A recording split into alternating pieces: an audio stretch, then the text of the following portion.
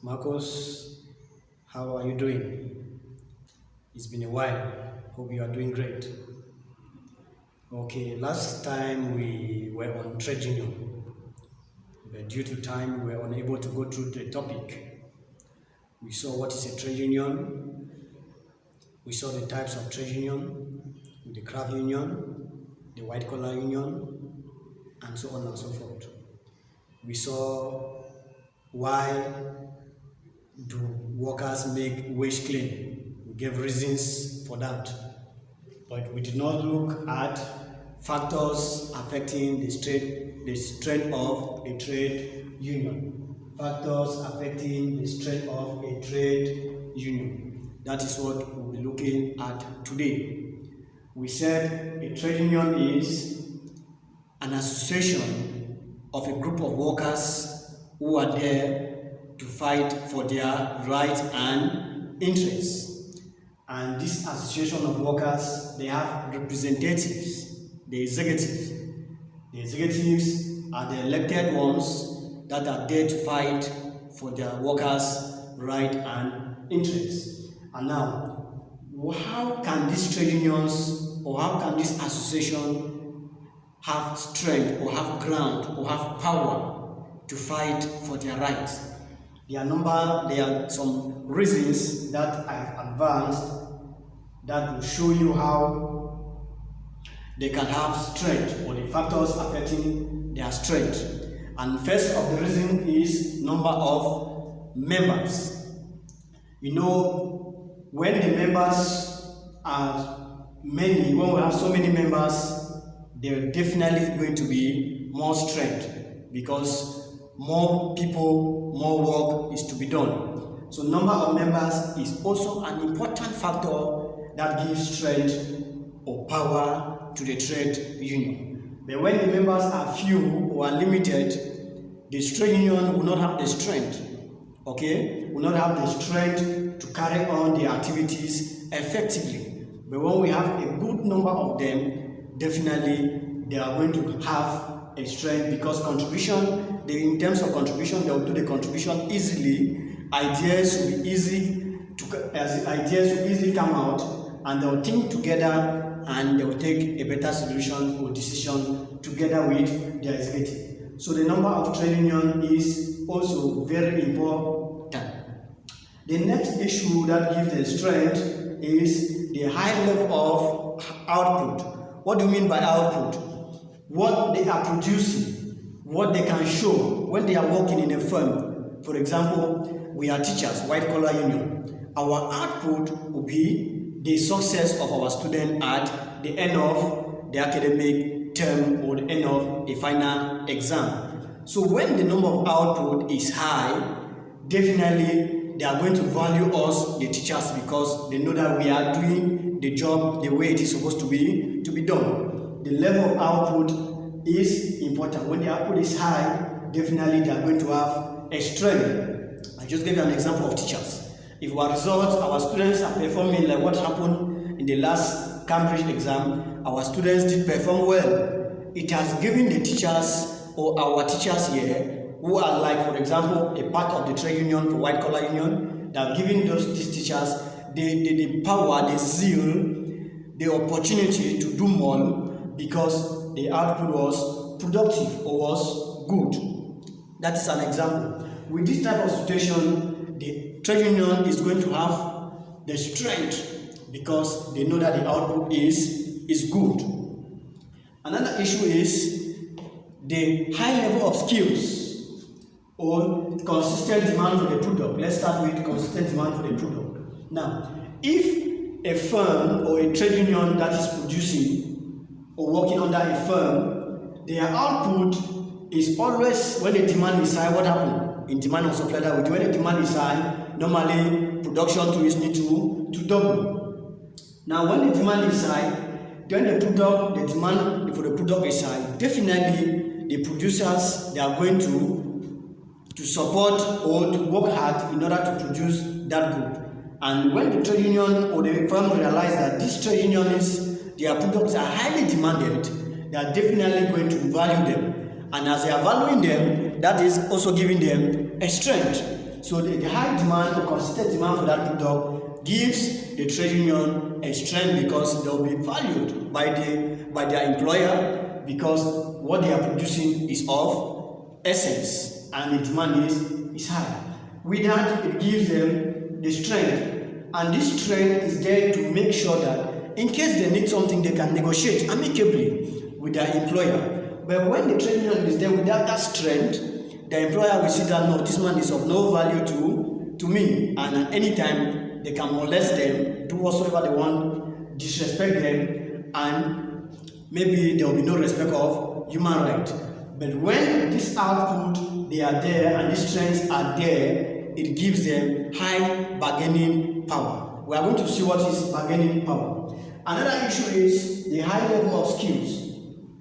When this trade unionist or this firm realize that this trade union in particular has qualified, skilled workers that can do their job the way they want them to do, they are going to also support them. It is also a strength because they know that their workers are skilled. And under normal circumstances, to have skilled workers, it is not easy to come by or to get. So when they realize that they are having a skilled worker or they are having skilled workers, they are going to protect their interests, which is also going to be a strength to our trade union.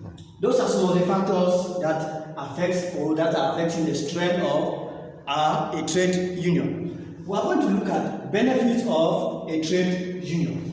Now, with all these factors affecting the strength of a trade union, what are the benefits of trade union? Because an association must have a benefit, because those are the benefits that is going to keep them in that association. The benefits are the ones to sustain them, because without any benefit, there will be nothing like any trade union or any association. I'm using the word association so that you understand what I'm trying to say. Okay? So, what are their benefits? We are looking at their short-term consumption. It says it is cheaper for firms to negotiate with a trade union than with individual workers. Now, you understand I said a trade union is there together with their executive,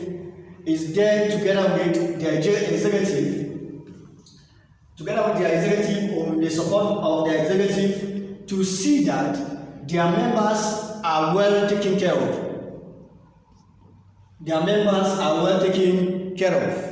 And so with this issue, there is no need for the firm or the producers to negotiate with individual workers, but to negotiate with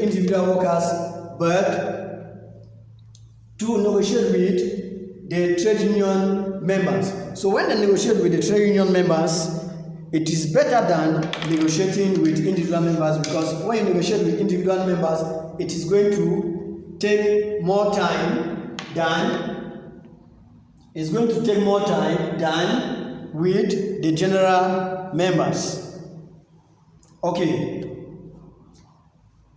Okay, so that is the issue we are looking at. So we are going to go to the next. Now, concerning the short-term consumption, we already made mention of that. Okay, we are going to also look at increased productivity. What is increased productivity as far as is a benefit of a trade union? We said union encourages workers to undertake education and training. When we were talking of some of the issues in trade union, or some of the advantages, or why do workers make wage claim, or how some trade unions work, we did make mention of education and training. This education and training, it is very important because it's going to increase their productivity. They train them, they educate them, especially on their right, so that their right will not be violated.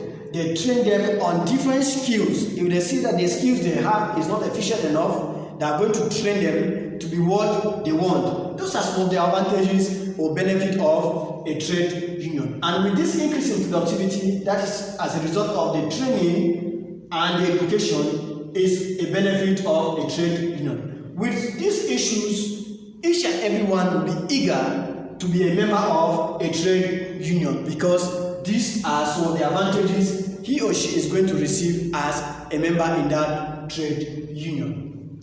We also talk of reduction in conflict. What does that mean? It talks of providing outlets for workers to channel their anger. When there is reduction in conflict, it means that as we are teachers, for example, or you the students, like Marcos or Safad that are in JS3 or JS3, if you have a grievances or some grievances, you are going to channel the grievances to your executive, not you going to the director directly to report the issue. And this, as a result, your executive will see if he can solve the matter. With that, there will be no personal confrontation. There will be no direct conflict.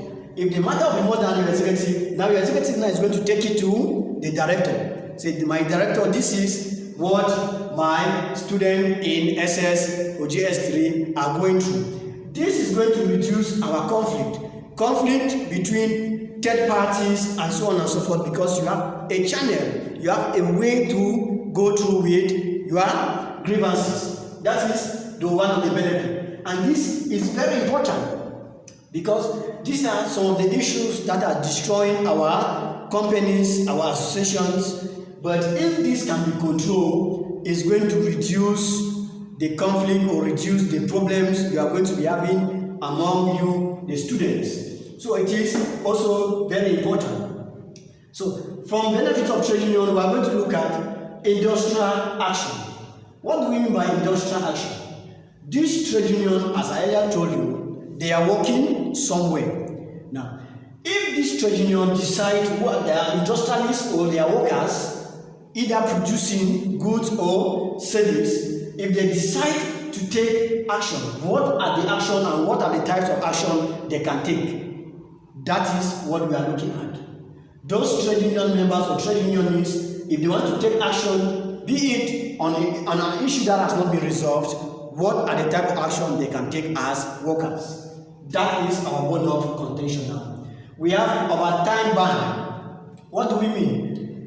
As a worker, you have, or as a trade unionist working, you have overtime, because we said when you are working, your money is being paid either wages or you are paid a salary or a piece rate. Now, in overtime, maybe you have been working you are supposed to leave work at 3. Now, you have decided, or the company decided to extend your working hours from 3 to 4, and you are being paid for that. Now, if you decide that no, I will not work for that 3 to 4 again, I have to end at my normal time, that is what we are talking of overtime ban. It means you are banning the 1 hour additional time that has been added to your normal time. It is also an action. And this action are because of there is something going on that is wrong and needs the attention of the employer. And with all this action, the employer will know that no, there is something going on, and if he is wise enough, he or she needs to react immediately. Because if it proceeds or prolongs, it's going to cause a problem in their production or productivity, which are the issues we are going to see. Just imagine the 1 hour 3 to 4 work or working period is banned. There must be a leakage somewhere. Production has to slow because of the ban you have put place on the 1 hour additional time. We are looking at go slow. Go slow is another industrial action where workers decide, or why workers don't want to work because they are angry. When they are angry, normally productivity is, or output will not be there. I cannot be angry and I'm working. Okay? So those are some of the ways they can show that their action or their work has a problem and needs urgent attention. And this other one, we talk of work to rule. Work to rule is a situation where workers deliberately follow each step in the production sector. Each step, what do we mean by each step? As a producer or as a worker, you already mastered the field. There are issues that you need to lead from one step to the third because you know how to handle it correctly. Now, deliberately, because of the anger in you, you decide not to leave from one step to the third step, but you decide to follow from 1, 2 to the third, deliberately delaying or retarding the production process because you are angry. This is where workers decide to follow step by step in the production process. These are some of the actions or industrial actions that worker can take. There is also strike. We know when we talk of strike, we talk of maybe a peace march, maybe violence, putting blocking the road with barricades and so on and so forth, not coming to work. Understand? Like for example, last time there was a small, I know you can remember, we had this one. A small, sorry, I'm laughing just for you to, I want to give you an example of that. So when there is something that is going on that is not correct, the workers will deliberately stop work. Okay? It can be peaceful and it can be violent. Peaceful meaning that they will come to their job site, nobody will go to work. They will always sit and be looking at their employer. Okay? Not doing anything. The employer is talking, nobody is responding. And violent is when, like for example, you guys used to carry chairs and, you know. So by carrying chairs or chairs, tables, putting by the roadside, okay, those are some of the violent ways in which, or industrial actions in which we can take into consideration. Even though some countries don't tolerate strike actions or violent strike actions, others prefer a peaceful demonstration. But that is not our point of contention. We are talking as economists. Okay, those are some of the industrial actions we do have on our table. We also have effects of industrial action. Normally with all this, with overtime ban, go slow, work to rule, strike, and so on and so forth, there must be an effect.